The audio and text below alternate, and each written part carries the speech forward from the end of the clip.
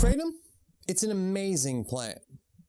It's indigenous to Southern Asia, and some have even claimed it can be found in parts of Africa. It has been used for hundreds of years, if not thousands, in numerous different ways, and for many things.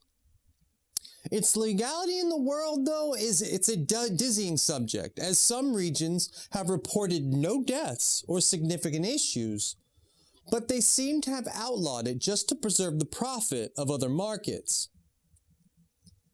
For example, in Thailand, when the Thai government started levying taxes from users in shops involved in the opium trade, many users switched to Kratom to manage their withdrawal symptoms. The Greater East Asia War in 1942 and the declining revenues from the opium trade eventually got Kratom suppressed, and Thailand made Kratom illegal. But most Kratom advocates in America have pointed to a similar thing they say is happening to them.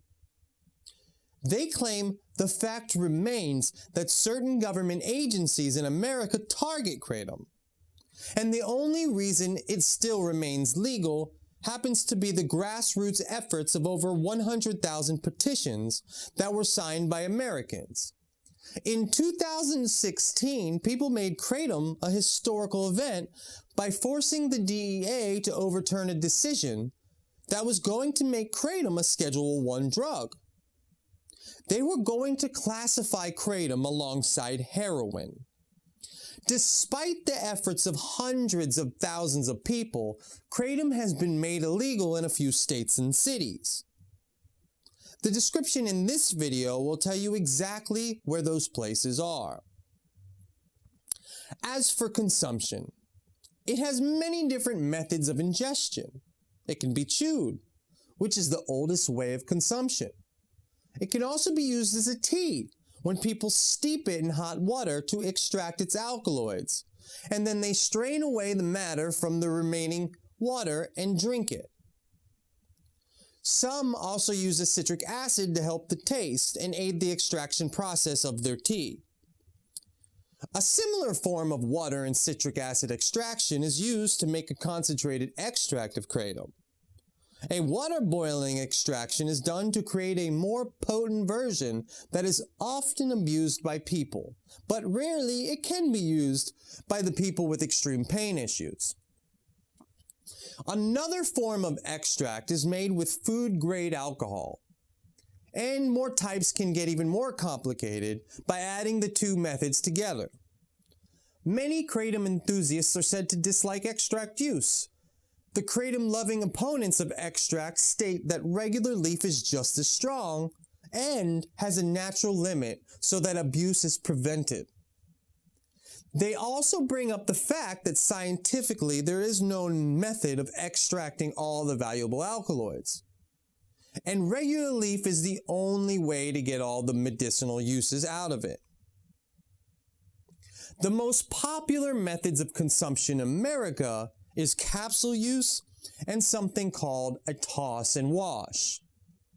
Some folks say that the first is a less efficient way, and that is taking many capsules filled with the powdered leaf inside. They say it delays the actual effects. They also bring up that some people consume too high of doses, and taking capsules can be a challenge and next to impossible and also pricey. It is reported that some folks with needier pain management issues take upwards of 15 grams, and this would equate to about 30 00 capsules. Each 00 capsule holds about a half a gram of powder. After researching quite a bit, it seems a normal dose is said to be between 4 and 6 grams. But this varies wildly, as some take less and some take much more. Experts seem to agree that starting at 2 to 3 grams is the smartest move, and staying below 7 grams is the best way to manage one's use properly.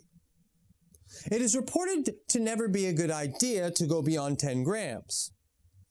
Many people believe that higher doses are merely ineffective, and they claim it will beat up the receptor in your brain responsible for the good results, in turn making kratom less effective.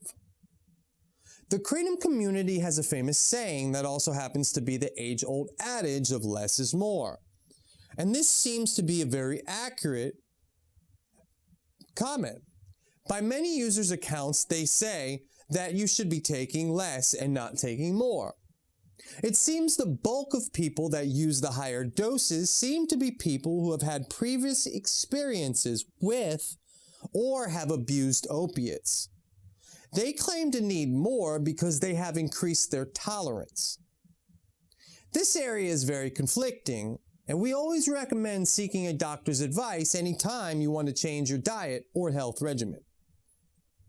This video is not meant to be advice, it is merely a report. Now moving on to another application of this powder. Some people have used it topically, in soaps, lotions, cosmetic face masks, etc. And interestingly enough, some have even tried to smoke it, snort it, or put it in their butts. These latter three ways of consuming are looked down upon in the community, and they're said to be useless, other than the little tickle in the keister for those who like things up their butt. Worldwide, there are many names for this product. In America, it's called kratom, or kratom. In other parts of the world, it's called kratom, ketom, thom, or thang, or even just the letter K. When kratom first hit the e-commerce scene, people would describe using it as an incense. You will indeed find many experienced users still using terms from that period. In forums like Erowid, users would explain their use by saying things like, the aroma was strong, or the aroma was weak. So if you see someone talking about aroma in a kratom forum, well, now you know. The active ingredients thought to be the most important for its medicinal benefits is mitragynine and 7-hydroxymitragynine. Mitragynine was first identified in 1965, and then many years later, 7-hydroxymitragynine was found in 1993.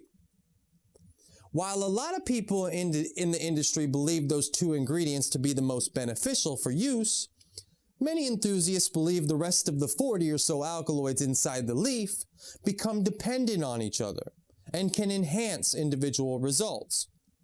People call this the entourage effect. If you are looking to buy this plant, you can currently find it online and also at most head shops or smoke shops. Some gas stations even carry it. In some states, the Kratom Consumer Protection Act has been passed, and that gives all the power to regulate sales in the state to the state. For example, in Utah, if your friend sold you part of his kratom sack, then the seller of it can go to jail. So if your friend decides that he has too much kratom and decides to sell it to his friend, that's an illegal sale. The Department of Agriculture issues out licenses, and anyone who doesn't have a license can see criminal charges if they sell it. It can also completely shut down the sales of kratom if they see fit. While the Kratom Consumer Protection Act indicates it's protecting the consumers, beyond that title, it is giving complete control to the government, and also helping solidify the lobbying group known as the American Kratom Association as the primary regulatory overseer. The AKA, also known as the American Kratom Association, is very popular with a lot of kratom consumers. They consistently send out emails asking for support through donations. In their emails, they frequently speak about the Kratom Consumer Protection Act, but rarely, if ever, do they speak of the implications of the act itself. The AKA helps keep kratom legal, but some folks do not agree with all their methods. Purchasing kratom is tricky in some areas, as it's entirely against all terms of service for every single domestic credit card company. Visa, MasterCard, and American Express will cancel service immediately if they find that one of their clients is processing kratom with a credit card or debit card. Payment options are limited due to the targeting of finances in what is allegedly connected to an initiative of the United States Department of Justice called Operation Choke Point. The term is searchable on Wikipedia. Some Kratom advocates say that the efforts to ban the sale of Kratom in all the financial institutions is fueled by the government's desire to stop the sales of Kratom. The sale of Kratom is not allowed on any third-party platforms such as PayPal, Venmo, Cash App, Zelle, and many more. In the competitive field of Kratom sales, some vendors also are known to actually check out on a competitor's website and then report any refractions that has been made by selling of Kratom so that their competitors will lose the ability to accept payments. This will essentially shut down the money of their competitors. Also, many customers will extort vendors by purchasing one of their products through these methods and then threaten to call the processing company unless they refund them. Some horrible people do this regularly and hop around from vendor to vendor, getting free products. Any vendor located in the United States using any debit credit card solution or any third-party payment platform is doing so against the terms of service to that platform. Often vendors will create fake companies to launder money through and accept payments that way. If you ever see a disclaimer at a checkout telling you that a different company name will be charging your card, this is what is happening. That vendor will have a dummy company set up with matching prices, and they will be running credit and debit card charges through those companies and that fake website. Another way some vendors accept credit or debit is by using international credit card companies. But these companies are notorious for demanding large upfront payments, charging huge interest rates, and requiring that there be no cash outs for up to 3 months. The bad part of this situation is that most credit cards will get denied by an international credit card company, and the customer will have to call the bank to accept the charge. Also, no international credit card processor will accept all the major cards. A large portion of the companies that process will eventually steal money from the company, meaning the international credit card processors will take the Kratom vendors' money. Because of something called a rolling reserve, which is the period in which they don't pay out companies, they often get taken advantage of. A rolling reserve is a risk management strategy to protect the merchant and its banks from potential loss due to chargebacks. A portion of the credit card volume processed will be secured to cover the potential business's risks relating to chargebacks. Often companies can be based in the Caribbean, and then they will completely fold and vanish with the Kratom vendor's money. This happens often. For example, if a company made $40,000 a month for 3 months and they won't get paid until the 4th month, in theory, the processing company can completely vanish before month 4 and take $120,000 of money, facing no repercussions at all. This robbery happens more times than you would imagine, and we recommend supporting your vendors and also doing what's right. You should seek out companies that are following the rules as best they can, as this is representative of their company ethics. As for ethics, we found it to be unethical to actually list alkaloid percentages on any labels.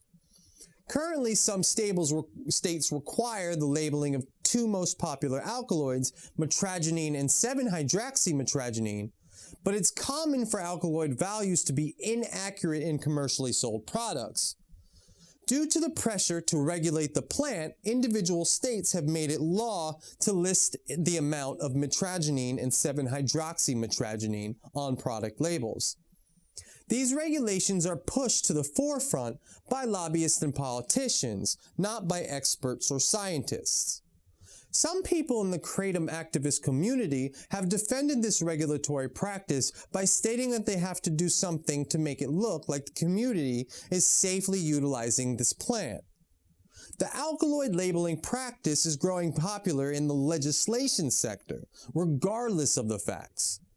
It is a common thing for an experienced user to make fun of the companies labeling exact alkaloid percentages, claiming that whenever they see higher percentages of the alkaloids labeled, the product usually doesn't live up to the hype.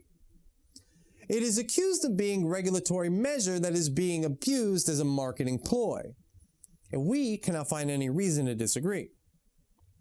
Now on to the varieties of Kratom. As some of you have seen, the names of Kratom seem to be all over the place, and to an analytical thinker makes absolutely no sense. There are advocates of the naming system, but interestingly, none of those defenders can trace any logical reason to the current naming system Kratom has.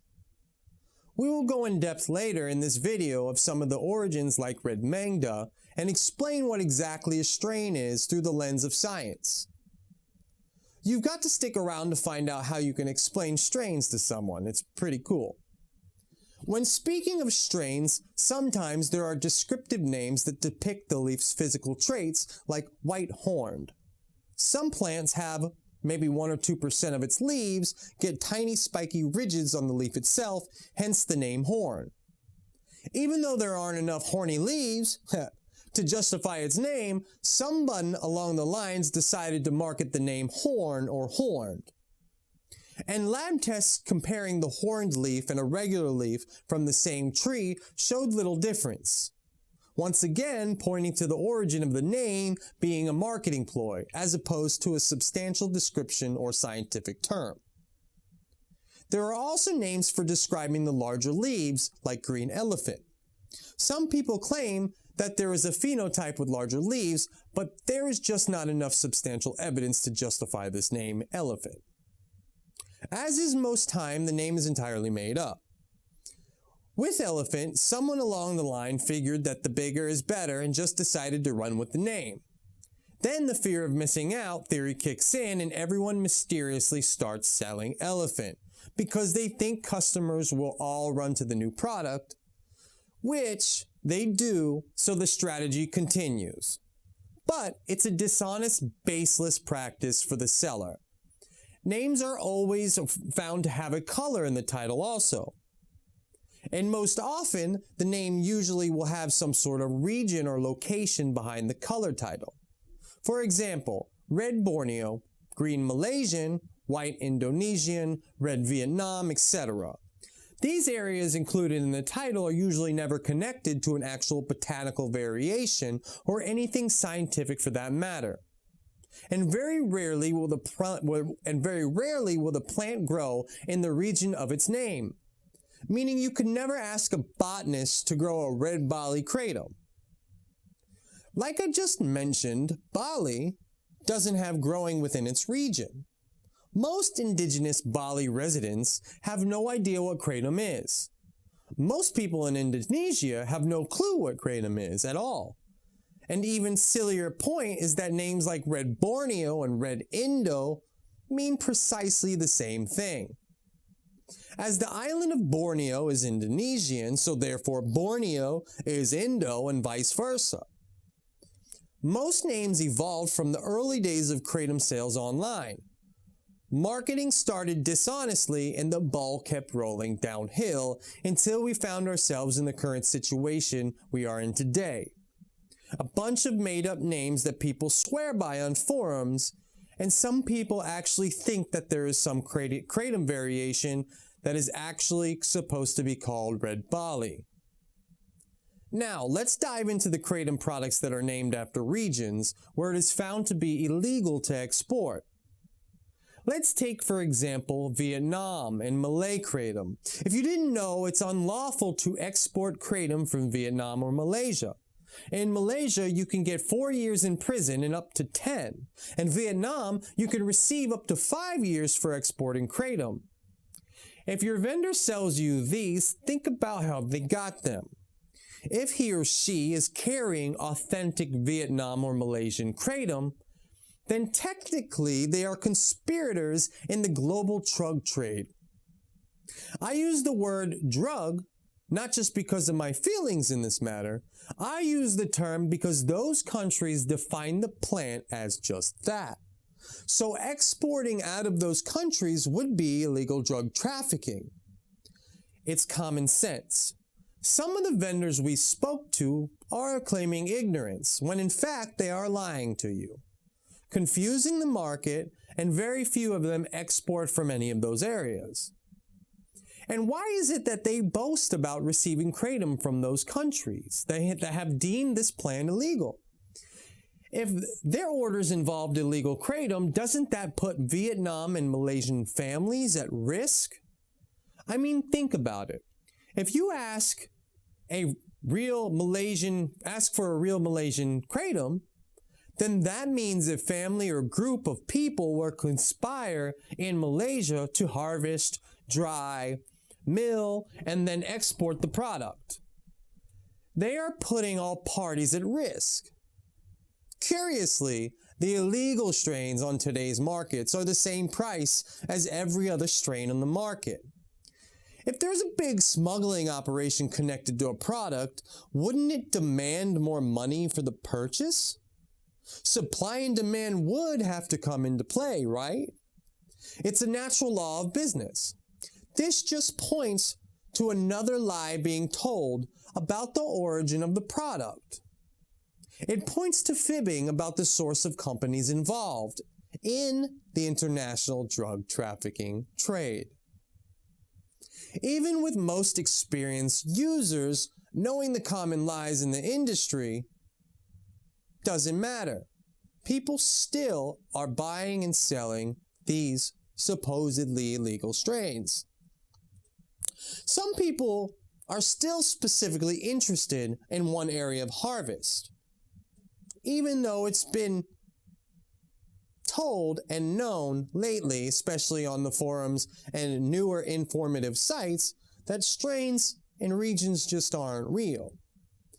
But occasionally, a customer can ask things like, do you have a Jong Kong? Or say something like, only Jong Kong works for me.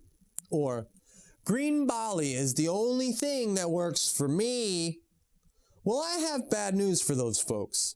That is just a pointless, counterintuitive thing. There are many reasons why this is not correct. First off, batches are different every time, and an area can have many different phenotypes growing that produce many different alkaloid values depending on how the harvest happens. And the rainy season is always looming. Rainforest tends to rain a lot. So harvesting products during the monsoon season is a surefire way to get a bum product. And every region goes through severe flooding at least once a year. The fact is, the weather is something that can dictate quality. The monsoon season can hurt kratom harvesting. While you can find products during the rainy season, you have to depend on your trustworthy network. The reason kratom quality is so hampered is because leaves grow at a faster rate, and they might be harvested too early because they look the right size to harvest. They get bigger faster. Unless the harvester has a record of their harvesting and keeps track of the exact harvest dates of the harvested leaves, then you are bound to get a weak product 2 to 4 months out of the year. That's if your vendor goes and buys from the same source over and over again. Most harvesters go off their opinion, using only sight, and since the leaves look bigger, they will pick them too early. And then it will not be as good as a matured leaf in a dry season. If harvesters aren't paying attention to the exact leaves, they will fall victim to the monsoon season, and they will fail during the monsoon season. So if a vendor blindly orders from one area, meaning one source, then they are guaranteed to order low quality for at least those 2 to 4 months out of the year. This ignorance will be passed off to you in the form of quality. So, speaking of marketing ploys, strains, like I said, as you commercially know them, do not exist. This next part can severely complicate your reality. So following me on this next part is essential to understanding this leaf. Two things influence the genetic structural formation of any given Mitragyna speciosa plant: genetics and environment. The plant's genetic makeup, also called genotype, acts as a blueprint for its growth. It allows a spectrum of physical possibilities, but is up to the environment to induce these characteristics. The physical expression of a genotype is referred to as a phenotype, which is simply defined as the traits that the environment pulls out of that plant's genetic code. The market refers to different phenotypes as strains or regions. Unfortunately, we have no scientific method to identify these so-called strains, and then the products labeled by their supposed regions are also misleading the consumer. Most people believe there is some sort of consistency between the names of kratom. There most certainly isn't. Many different phenotypes can be growing in any one region, and then there is no standard way to separate those kratom phenotypes from one another, so the consistency represented in the commercial market is a fallacy. It's just a lie.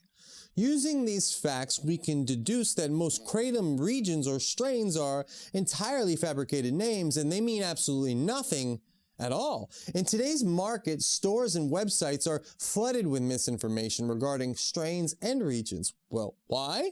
Because people need consistency when ordering, or they will get confused, indecisive, and they just won't make a purchase.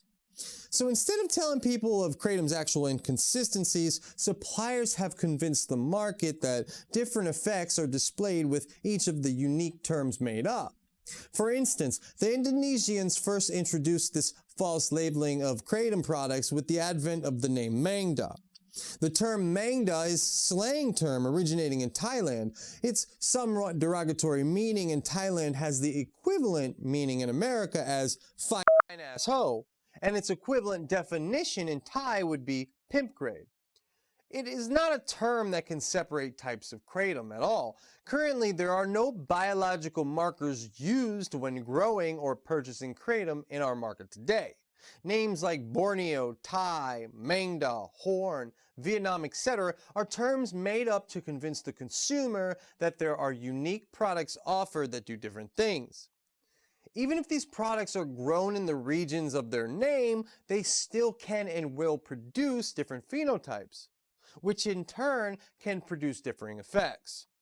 Nobody knows the actual names of the product because they've never been scientifically given, and the consistency represented through those fake names is just not a reality. The use of these fake terms has produced a mass manipulation that is unlike anything ever seen before in similar industries. But anyone who uses deductive reasoning when analyzing the kratom industry can quickly notice that there's something fishy going on. In today's climate, honest marketing is next to impossible unless you can maintain a customer's attention for as long as you and I have been here. It is almost impossible for a kratom business to sell its product by standing out from the pack and then saying, hey, everybody else is lying. So everyone just follows suit and uses the same industry standard terms, the same lies. But we try to help the confusion for you here. Muddying the water even more, kratom results can differ from one person to another. Every kratom harvest has unique multiple alkaloid sequences that can come from each tree. Each genetic sequence can vary slightly from one sample to another. Similar to a snowflake, each kratom harvest can offer multiple unique traits that the environment induced from this genetic code. Also, these alkaloid sequences are affected by time of harvest, time in storage, milling technique, drying technique, light exposure, and many more variables. Basically, everything affects the alkaloid sequence in a kratom product, thus making the current legislation in some states to label alkaloid percentages on the product package to be scientifically impossible, as well as logistically impractical. As I stated earlier, each tree can have differing alkaloid sequences. For example, a leaf receiving more sunlight at the top of the tree will have a slightly different alkaloid sequence than a leaf at the bottom of the tree that resides in the shade. There are many environmental factors that can play out. That is just one example. The drying processes can induce a unique product, as well as air, light, time, etc. can impact the final outcome of any leaf or alkaloid sequence. Many variables can change during the harvest of each tree that make it almost impossible to list any alkaloid percentage accurately, which, by the way, renders alkaloid tests useless for marketing purposes. Depending on the situation, only about 1 to 150 kilos of wet leaves comes off of one tree. Then all those alkaloids change throughout the process of manufacturing, the powder, the shipping it, and waiting for you to come into the store and get it. Alkaloids are proven to change over time while in storage, so that fact alone makes labeling alkaloids on products a big lie. Now, on to try to clarify the colors of this leaf. We confuse things even further. Each color, red, white, green, and yellow, has two different meanings. One is a way of separating each color by the actual hue of the powder. It matches the name in the title of the product. So red will be reddish colored product. They are changing the actual powder color. Exporters use different drying techniques that create various colors of the powder. Some people say this affects the experience. Some people say it doesn't. For example, a red colored leaf is put inside a bag or a container and then it's fermented for a couple days, and then it's taken out and dried outside for its curing processes. After a couple days, the leaves are then red. This process colors the powder red, and then it's called red, obviously. A lot of folks do not believe in the colored product as much as others do. Many purists believe in pure green colored product, which is dried in a dark ventilated room and comes out bright green. Some opponents explain that fermentation is risky and has no gain at all. Interestingly, they say that fermentation process naturally increases the chance of salmonella and E. coli. And it makes sense because of the extra moisture inside the container or bag. And this is making the advocates of pure leaf powder have a better case for industry dominance. Most of the people we speak to are not fans of the reddish, yellowish, or whitish colored powder. But don't worry if you are, there's a lot of you out there. Remember, there's 15 million Americans that are currently using this. And most people say they see minimal advantages to actually coloring the process by fermentation, complaining that the market is already filled with so many different colors, drying techniques, and confusing things, and it's just making things harder for no reason. Most exporters have their proprietary methods to color the products, and there is no industry standard, so that leaves it open to dangerous techniques that we just don't know what they're doing. Sometimes you will hear the words white vein, red vein, or green vein. This vein is referencing the stem color of the leaf itself. The vein or stems of these leaves can have different shades. Some suppliers separate the leaves by the color shades of the leaf stems. The actual hue of the powder that we just finished speaking about is different than the vein color. The vein color is either whitish, light green, very light green, yellowish, dark green, light red, or red. Also, when trying to work through the fact that the plant's veins are different than the actual color of the finalized powder, you should know that all powder should be green at its purest form in a premium product. Very little of the actual stem and veins are used in the final product, so in theory, every pure powder should be green in color. The industry has confused the consumers by unnaturally coloring the powder by using proprietary drying techniques to change the hue of the powder, while additionally using the vein colors to separate them as well. Two different techniques, extremely confusing. Common sense indicates that all powder should be green, as the leaf is 95% green. Professor McCurdy from the University of Florida says that green and white veins are precisely the same things, but some other folks have offered up piles of anecdotal evidence refuting this. But still, the only published scientific opinion about this indicates that all the Mitragyna speciosa on today's market is structurally similar and should not be producing polarizing effects. Interestingly, most kratom users think this to be untrue, as their results are ever changing with this mysterious leaf. Everyone we know says differing effects do happen somehow, but we just don't know how. Mitragyna speciosa in general is similar in its alkaloid sequence between its phenotypes. The actual plant itself doesn't have a significant difference in the 40 or so alkaloids inside each leaf. Science has proven this, leaving the difference in effects peculiar to an onlooker. We believe in a couple reasons kratom can differ from one another. The first might be the most controversial. We suspect that the specific effects can be enhanced or even created by what we know is called the placebo effect.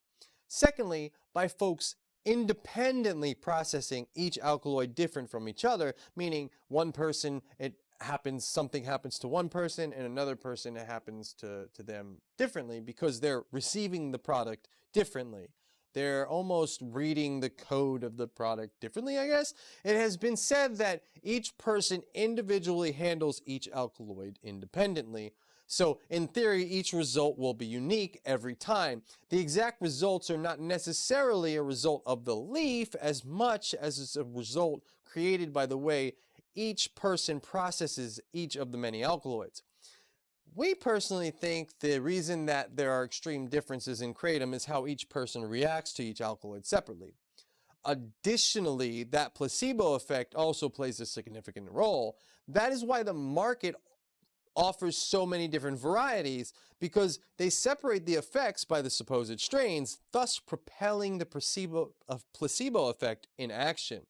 In short, if we both increased our happiness at the same amount, and we started at the same point, we would be at the same point of joy.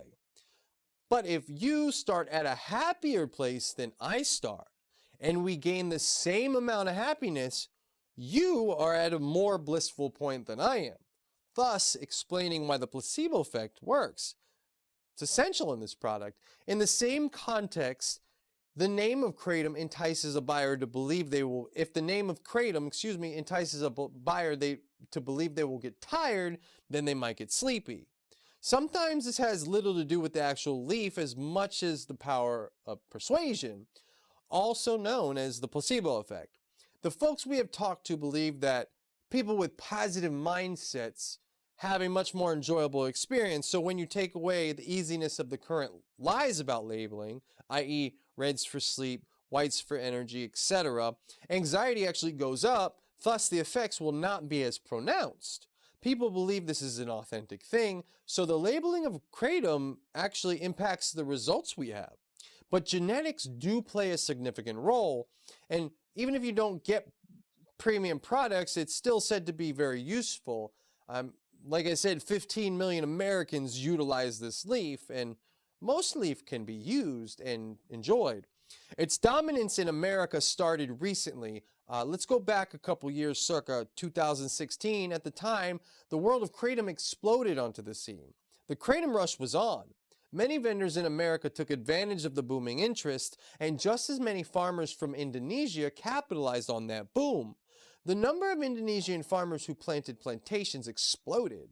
What this boom did was lead to a massive oversupply of kratom, and kratom was soon to be fast-tracked to stardom. Sprawling plantations took over Indonesia. A land that was once dominated by rubber was now immersed in kratom. In 2016 and until now, the kratom planting craze was on. Naturally, wholesale suppliers want to make a quick profit, capitalizing on fast production and inexperienced buyers. The improper management of trees was a regular occurrence, and early harvesting took over the industry. Currently, some experts now predict that 99.5% of all kratom powder in the US is harvested prematurely. Organic wild kratom trees, preferably over 20 meters tall and older than 5 years, are ideal. It is said that any tree with leaves that grow less than 120 days aren't going to be at their best. The younger leaves aren't given enough time to mature and won't achieve that maximum alkaloid value. Experts say the entourage of the alkaloids are what actually makes the product work, and you need them to be at their absolute best. So sporting leaf from immature leaves will severely reduce the quality of your kratom, and most suppliers don't grow for quality, they actually grow for quick sales. A common practice that exporters abuse regularly is a version of the bait and switch. A couple times of the year, some farmers can, on occasion, get passable products from a 3-4-year-old tree. But even that borderline passable product most often will not be a product the consumer will ever see. The passable product is only meant for the wholesale suppliers to get as samples or to be sent to the lab to portray a better product than they can viably produce in volume. The commercial end user will never see that product. They will most likely get something entirely different. Certain types of bait and switch is common practice with foreign farmers and just as prevalent with stateside vendors. There are a couple ways to manipulate buyers. One method has the harvesters growing one tree differently than his entire plantation. The farmer will let their leaves of that one tree grow for a longer time. Matured leaves produce better results. Those particular trees are then used for marketed lab tests and samples only. A regular consumer will never see them. A similar method that is used revolves around finding a wild tree on private property somewhere in the jungle. The plantation owner will then plant hundreds and thousands of trees around that wild tree. They will then use that tree as their bait and switch subject. Wild and older trees will yield a better end product. So the plantation owner will then send that trumped up sample to the wholesale buyer. Then when they get their order filled, the wholesale buyer will get the young trees with the young leaves. This is one of the most widely used practices to trick buyers.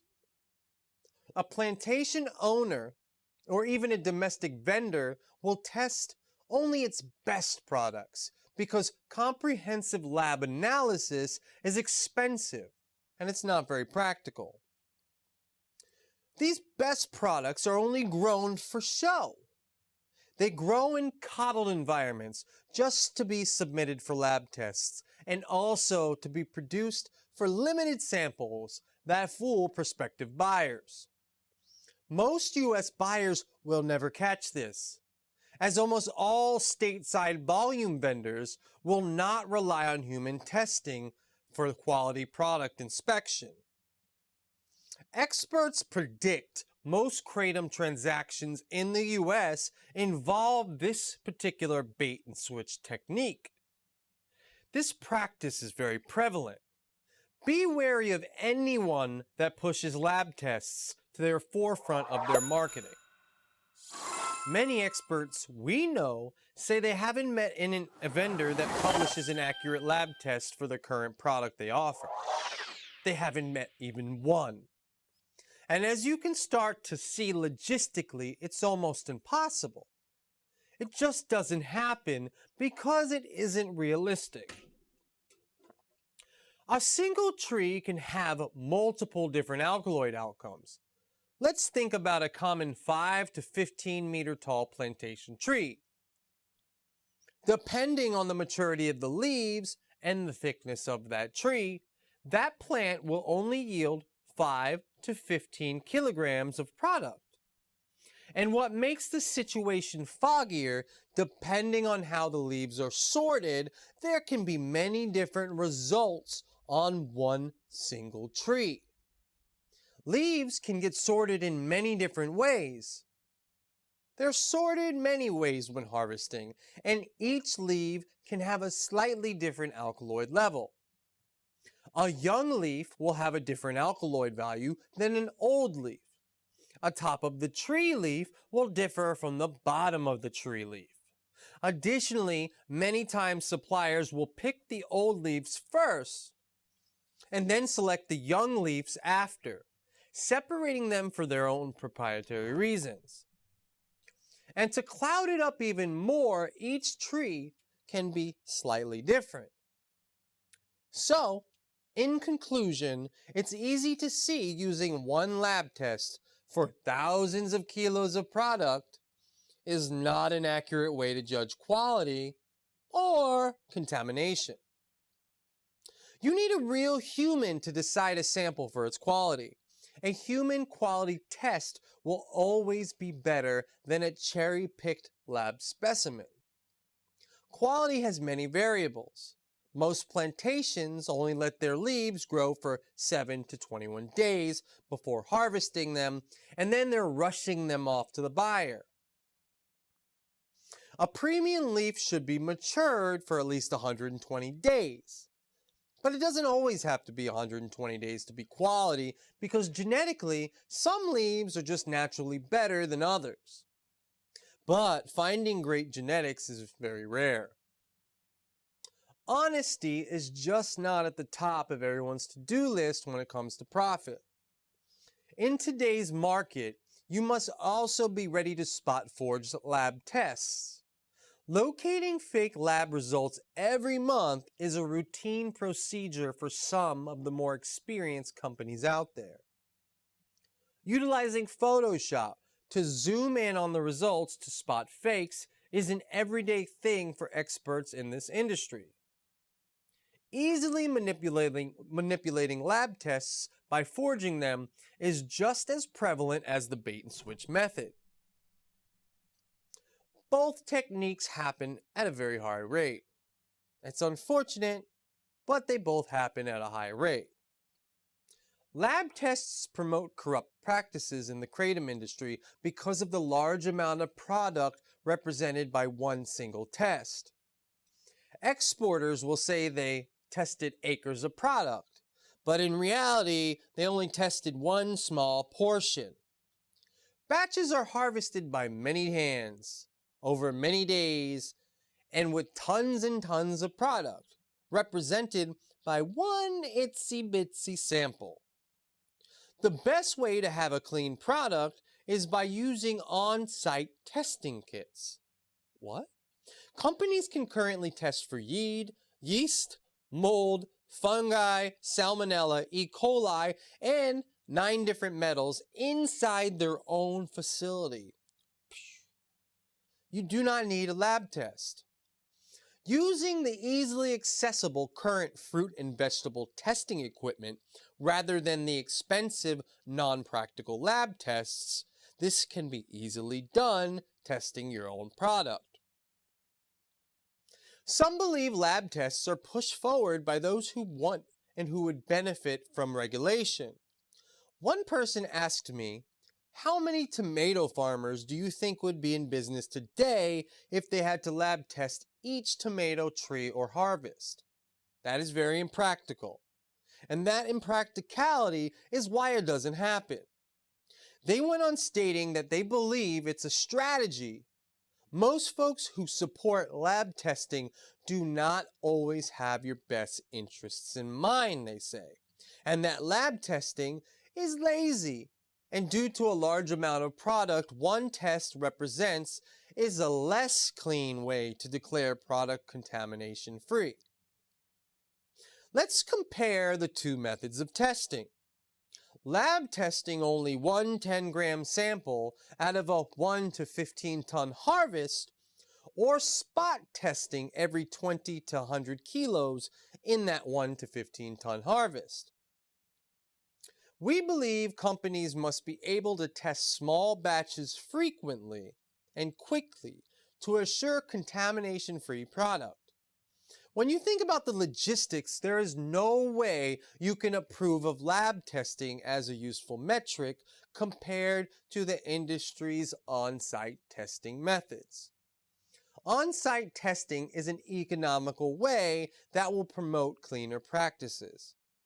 It's been whispered throughout the industry that big money lab test sporting companies want to push out the smaller farmers and businesses by promoting unreasonable regulations, condensing the sector down to a handful of big money players, and then the money will funnel to the companies who can spend it on the impractical and unnecessary tests. Those whispers are saying people have gamed the system. They claim lying vendors will do one test for an absurd amount of product, and then they will chalk it up as clean and ready to go. And then them same vendors even dare to show you one single lab test to represent a large amount of their menu. Then they will post lab results online or market them to anybody interested. A lab test is an unrealistic seal of approval that unfortunately some people look for. Liking and sharing this video will help stop this practice of believing lab tests are the only way to keep product clean, when in fact it is only part of the way to keep product clean. The problem actually starts within larger purchases. The quality is severely hampered when ordering huge wholesale orders. Not only is the testing methods not acceptable, the quality itself is not as good. Most Indonesian suppliers actually cannot produce super large orders by themselves, so they source the product they cannot provide themselves locally, grabbing any product that is on the market around them. Some vendors we interviewed say that to avoid quality control issues, they order many small batches. They also worry that the current direction of regulation is headed in might prevent them from continuing their small business model. They fear that lab requirements are unnecessary and only supported by lobbyists, politicians, or vendors who make millions and know they can outspend the competition. They also worry that the wild organic product will become extinct and that the only product made available will be mass-produced plantation product. They claim that plantations are far more likely to have contaminated powder or pesticide-sprayed leaves than a wild organic tree. They state that the actual quality is produced by the purists in industry in Indonesia finding wild organic trees, not the plantation owners just turning a profit. And sadly, if it is true that during each harvest only one small sample will be selected to be sent to the lab for contamination testing, then this leaves the potential for abuse wide open. Only one tiny sample out of tons and tons of product is tested. And just think how cherry-picked that product is. Think how cherry-picked that one sample is. The plantation owner cannot afford to have that sample test positive for anything. So you better believe that the sample was monitored extensively before being sent to the lab for testing. Processing a 15-ton harvest and only testing a hand-picked 10-gram sample from a hyper-monitored specimen is not what I call ensuring its quality. It ensures that the seller has a seal of approval, and no matter the facts you see on paper, that their product is clean or quote-unquote strong. We learned that lab testing is a gross corruption of our kratom selling system. A responsible revender can potentially test every single kilo brick from Indonesia by using in-house testing, while also utilizing a panel of people to check for quality. Not by over-representing a large freight container with a small sample. Some people estimate that 95% of all the total kratom imported comes via freight container full of horribly cheap and immature plantation product. Some people like to call it jungle dirt. The companies then pass this jungle dirt off to you. Another reason most of the product in America is lousy is because of money. There is an important fact we need to address. Almost all wholesale kratom transactions are COD, or what is called 50/50 COD. What is that, you ask? Well, COD technically means collect on delivery. In short, with COD, people pay when the product arrives and not before then. COD, or collect on delivery, is the smartest way to do business if you are a lazy wholesale kratom business owner importing large amounts of low quality product. The reason people do this is simple. They are scared to lose their money. We have found one of the reasons why a buyer won't receive a quality product is simple. The shippers won't send their premium products to someone who hasn't paid in full. The buyers don't check the quality of the product, and then they are purchasing huge amounts of powder at one time from immature plantation products.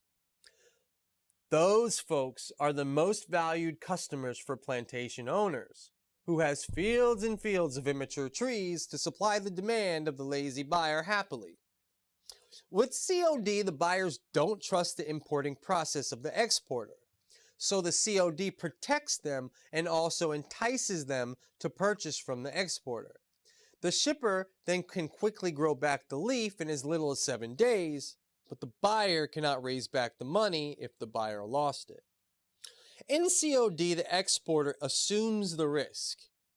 And for those of you still scratching your head about 50/50 COD, it's 50% upfront and 50% on delivery. 50/50 COD is also a somewhat popular form of payment because each side assumes half the risk. Kratom is so hard to understand that most wholesalers will see a lab test and just agree to a lower price on a COD. They then will decide to buy a couple months of product and not knowing that it's underwhelming because of the lab test. This is how it works. In the end, they pay for what they get. They didn't pay much. They didn't pay up front. So mostly they get garbage. For example, we suggest finding people that have wild old trees, and then those vendors risk their bankroll and pay their invoices up front if they want to get the good stuff. Ask yourself this. If you were an Asian exporter and you only had a small amount of premium product, are you sending it out COD or 50/50 COD for a meager price? Or are you sending it to someone paying a little more and paying up front?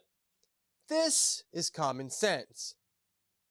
In terms of reality, if you are looking for a rarer product, you are also going to pay a slightly higher price than that jungle dirt getting peddled for industry low prices. That is also common sense. Now, as for the extremely premium products, it just takes longer to produce. Ideally, a tree would be harvested at the preferred rate of twice a year for premium product. And with this weird product, both of those harvests may be of differing quality and effects. In reality, due to the alkaloids ever changing, you will never get the same product twice. Let me repeat that. If it's a different harvest, you will never get the same product twice. So if someone tells you that you will get the same product and it's a different harvest, you just need to stop buying from them altogether. Let me repeat this for all those people that hop around from vendor to vendor looking for that Bali that they once had or that Jongkong they had 2 years ago. You will never get the same product ever again. Okay? Just once. So buy the same batch, make sure your vendor has batches listed, and buy all that same batch or you will never see it again. Every harvest is unique, and there are quality levels to the product. With the Kratom Connoisseur, prices are paid can be different for each crop. They're not like the wholesale buyers. They check the product, they're given different prices for rarer product, and people that sell the leaf won't go to wholesalers that are volume buyers with their premium product. They know they're just going to lowball them and try to get it for low. Everything is negotiated with those small batch companies, while other companies just sign long-term contracts and get a subpar leaf sent to them every month, 2 months or so. There is only so much premium product. Let's imagine some trees for a moment, shall we? As a plantation product, they purposely keep them short, so the trees themselves get pruned short. They will most likely get 10, 15 feet tall, and the average plantation has thousands of plants. Each tree will produce a limited amount of wet leaf, maybe 10, 20 kilos, could be even 5. A simple rule that is always true is 1 to 2 kilos per foot. Now, I say always true. Some trees are a little bit different, so I kind of lied. But it could be generally true. A big and old wild tree may be 60 feet tall and will only produce 50 to 100 kilos of wet leaf. The plantation tree might have thousands planted, where the wild trees might be bunched up into small groups of 3 or 4. I'm sure you can picture the logistical issue here. Plantations can get harvested 40 to 50 times a year. Wild premium trees get harvested 2 to 5 times a year. Are you seeing it now? There just isn't a lot of premium leaf out there. Just like there isn't a lot of truthful kratom information or kratom vendors.